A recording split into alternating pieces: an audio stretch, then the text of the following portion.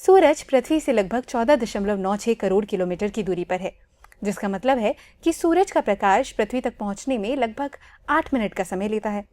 लेकिन ये इतना दूर भी नहीं है कि हम इसके प्रकाश से मिलने वाली ऊर्जा यानी कि सौर ऊर्जा का लाभ ना उठा सकें। और हम ऐसा करें क्यों ना? आखिरकार सौर ऊर्जा नवीकरणीय होती है, यानी कि इसकी पूर्ति प्राकृतिक रूप से होती रहती है। ये ऊर्जा का एक अक्षय स्रोत है, यानी कि ये कभी खत्म नहीं होगा। साथ ही ये एक स्वच्छ ऊर्जा स्रोत भी है। इसका अर्थ हुआ कि इससे हमारा पर्यावरण प्रदूषित नहीं होता। इसलिए हम सौर ऊर्जा का अधिक से अधिक उपयोग करते हैं अपने घरों को गर्म रखने के लिए या फिर बिजली उत्पन्न करने के लिए। अब सौर ऊर्जा का उपयोग हम दो तरह से करते हैं। पहला है निष्क्रिय उपयोग, यानी कि पैसिव यूज। नाम से आप समझ सकते हैं कि निष्क्रिय मतलब आपको बहुत कुछ करने की जरूरत नहीं है ना? अगर मैं कहूँ तो ये कुछ इस तरह से है कि आप आराम से सूरज की रोशनी में पड़े हुए हैं और आपको गर्माहट महसूस हो रही है। तो चूंकि इसमें आपको बहुत कुछ करना नहीं होता, इसीलिए पूरी दुनिया में ये तरीका बहुत ज़्यादा सुलभ है और बहुत ही सस्ता भी है। इसमें सबसे पहला तरीका हो सकता है घर की निर्माण सामग्री। तो हम भवन का निर्माण ऐसी सामग्री से करते हैं जो सूरज की रोशनी को अवशोषित करता है, जैसे कि पत्थर, कंक्रीट, ईंट और मिट्टी वगैरह। ये जो सामग्री है ये दिन के दौरान सूरज की गर्मी को अवशोषित कर लेती है और रात में धीरे धीरे इसे छोड़ती है। खासकर अगर हम रेगिस्तानी इलाकों की बात करें तो वहाँ पर इस प्रकार की निर्माण सामग्री बहुत उपयोगी होती है, क्योंकि रेगिस्तानी इलाकों में दिन में बहुत गर्मी होती है। तो ये जो सामग्री है वो गर्मी को अवशोषित कर लेती है, जिससे घर के अंदर का तापमान ठंडा बना रहता है और रात में रेगिस्तान में बहुत ठंड हो जाती है। तो ये सामग्री उस गर्मी को जो उसने दिन में अवशोषित की थी उसे धीमे धीमे छोड़ती है और घर का तापमान आरामदायक बना रहता है। अब बात करते हैं सूरज की ओर मुख करके बनाई गई खिड़कियों की। उत्तरी गोलार्ध में दक्षिण मुखी खिड़कियां बनाई जाती है ताकि सूरज की रोशनी ज्यादा देर तक घर के अंदर आ सके। तो ये तो हो गए घर को गर्म करने के तरीके निष्क्रिय उपयोग करके।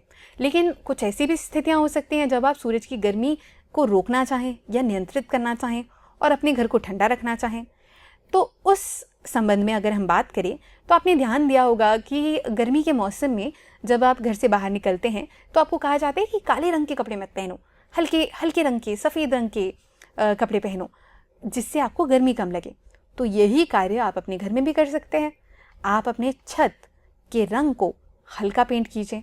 छत का रंग ही ये तय करता है कि कितनी ऊष्मा या कितनी गर्मी घर में प्रवेश करेगी। तो अगर आप छत को हल्के रंग से पेंट करेंगे तो सूरज की गर्मी उससे परावर्तित हो जाएगी। तो यहाँ हल्के रंगों के अलावा दूसरा एक और उपाय होता है, वो है हरी छत यानी कि ग्रीन रूफ। इसमें क्या होता है, इसमें आप अपने छत पर बहुत सारे पौधे उगा देते हैं ताकि एक और परत मिल जाए ऊष्मा को रोकने के लिए, और ये बहुत खूबसूरत भी दिखाई देता है। और इसके अलावा आप छाया का उपयोग भी कर सकते हैं, यानी अपने घर के आसपास छायादार पेड़ लगा सकते हैं या फिर छत के ऊपर तिरपाल भी लगा सकते हैं। इससे भी आपका घर ठंडा बना रहेगा। अब ये तो हो गई निष्क्रिय उपयोग या पैसिव यूज की बात।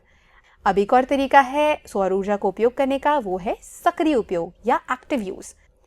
ये जो आपको तस्वीर दिखाई दे रही है, इस तरह के पैनल आपने कई घरों के ऊपर देखे होंगे।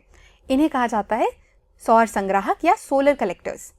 इनके अंदर एक लिक्विड, एक तरल पदार्थ होता है जो सूर्य की रोशनी से गर्म हो जाता है और फिर पंप या पंखों का उपयोग करके उस तरल पदार्थ की ऊष्मा को ही घर के अंदर भेज दिया जाता है, जिससे आप पानी गर्म कर सकते हैं, हवा गर्म कर सकते हैं या घर को गर्म रख सकते हैं।